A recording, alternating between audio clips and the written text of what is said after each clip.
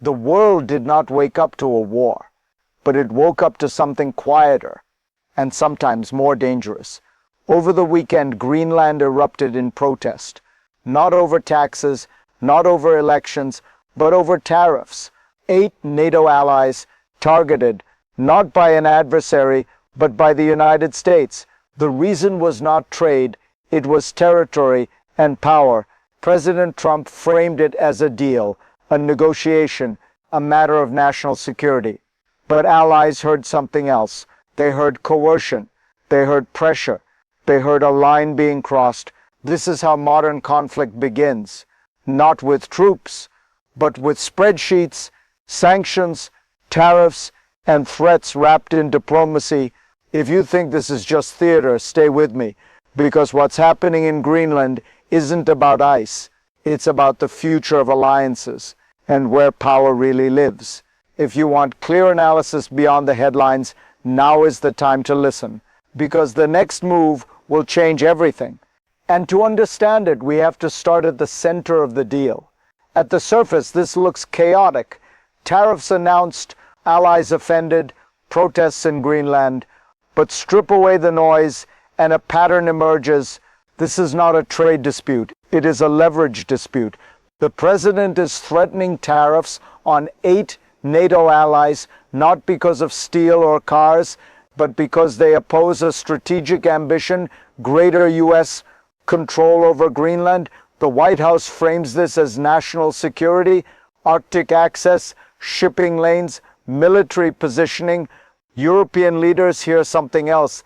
They hear economic pressure used to force political compliance. That tension collides with something fragile, a landmark US-EU trade deal still not ratified, promising $750 billion in energy purchases, $600 billion in European investment, military procurement, trust. Now members of the European Parliament are questioning everything. 0% tariffs, put on hold. This is the fault line between deal-making and alliance governance, between short-term pressure and long-term order. To see why this matters, we need to step back into history and into how power has always been exercised through economics. This moment did not appear out of nowhere. It sits inside a longer arc. For decades, the United States used trade as glue. Lower tariffs, open markets, shared growth.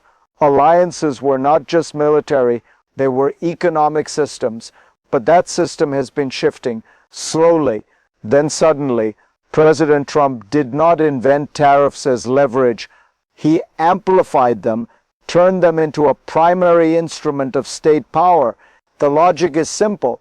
If the U.S. is the engine of global growth, pressure flows outward. Markets respond. Governments recalibrate. We heard this logic clearly. U.S. growth as proof. European markets booming after earlier deals. America framed as the shining city on the hill. In this framework, alliances are dynamic, not permanent.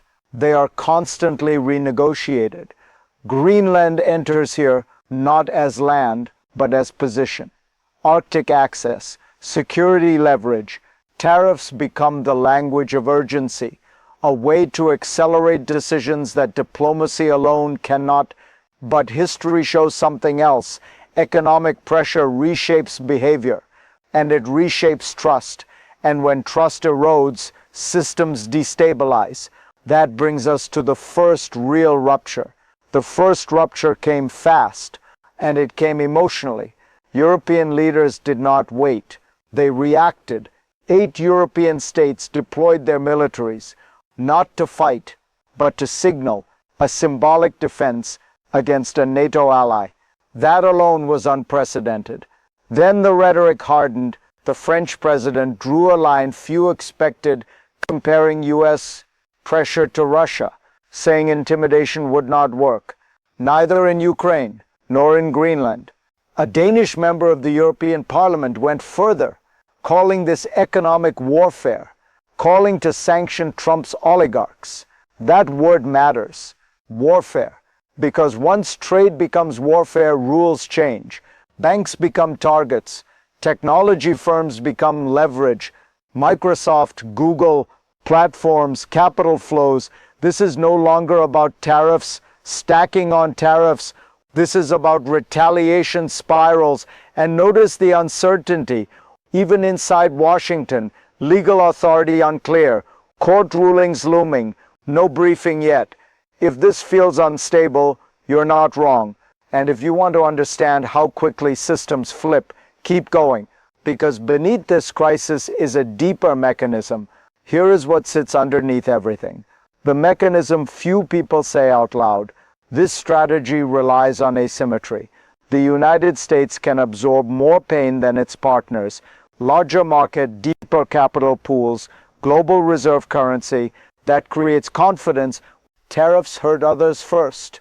So escalation becomes a tool, not to destroy, but to force engagement. This is the logic of escalate to de-escalate. Push hard, create shock, pull everyone to the table. You heard it in the language, extreme positions, rhetoric dismissed as noise, cooler heads promised later. But here's the hidden cost. Allies are not competitors, they are systems of trust. Once tariffs are used inside alliances, the meaning of partnership changes. Security guarantees feel conditional, economic cooperation feels transactional, and that uncertainty spreads. Markets price it in, governments hedge, military symbolism replaces diplomatic confidence. This is why Greenland matters. Not for what it is today, but for what it signals tomorrow. Because when leverage becomes the default language, even success weakens the system, and that tension is about to surface again. The second crisis doesn't arrive with speeches. It arrives quietly, through institutions. The European Union pauses, ratification stalls, committees reconsider. A trade deal once called historic now hangs in limbo. Not rejected, but frozen. This is how escalation matures, not in headlines, but in process. Behind closed doors, questions multiply. Can energy purchases still move forward? Does $750 billion still stand? Does $600 billion in investment still flow? And on the U.S. side, the uncertainty mirrors it. Legal authority unresolved. Court decisions pending. Tariffs announced before mechanisms are clarified. That delay matters, because markets hate ambiguity more than conflict. Capital hesitates, allies wait, signals blur. This is no longer about winning a deal. It's about whether the system can still absorb shocks without cracking. And while leaders debate strategy, another reality emerges, one that doesn't show up in press briefings, it shows up in daily life. Now let me speak directly to you, because while this plays out at summits and parliaments, you feel it elsewhere. You feel it when prices rise without explanation, when markets swing on rumors, when retirement accounts feel less certain than they did last year. You hear leaders say this is about strength, about leverage, about winning. But uncertainty has a cost, and it's paid quietly by households, by workers, by savers. When alliances shake, supply chains tighten. When trade pauses, investment waits. When policy shifts without clarity, risk moves downward. This is why proposals suddenly emerge, letting people access 401k savings, freeing cash for housing, trying to counter inflation's aftershocks. You are not the target of these policies, but you absorb their consequences. If you've ever felt the system moving faster than you can plan, that feeling is real. This is not abstract geopolitics, it's lived economics. And if this resonates, stay with me, because the effects don't stop at borders. They ripple outward. Zoom out now, because what begins in Greenland does not stay in Greenland. When the United States pressures allies, others take notes, not rivals, partners. Nations in Asia watch alliance credibility. Countries in the global south reassess alignment. Everyone recalculates risk. If NATO unity fractures economically, security unity weakens psychologically. Not today, but over time, Energy flows become political tools, investment shifts toward neutrality, trade blocs harden, even rhetoric matters. When leaders compare allies to adversaries, language reshapes expectations, words lower the threshold for retaliation, and then there's precedent. If tariffs can be used to force territorial or strategic concessions, why wouldn't others try the same?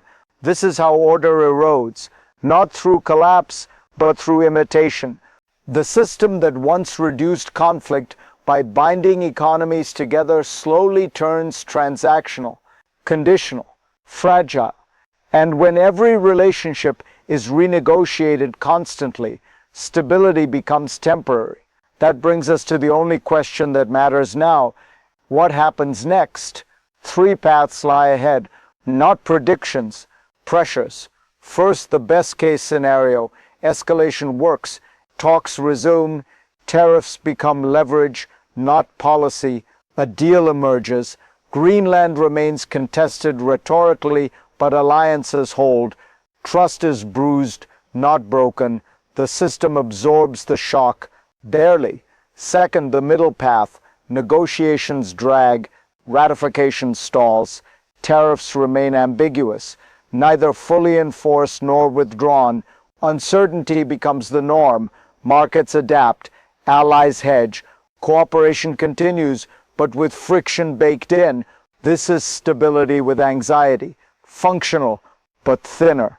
Then the worst case, retaliation hardens, sanctions expand, technology and finance enter the crosshairs, trade disputes bleed into security alliances, NATO unity weakens quietly, not through exit, through erosion. Every future crisis becomes harder to manage because trust is gone. Here's the deeper truth. Systems don't collapse when they fail. They collapse when they stop being believed. The question isn't whether tariffs succeed.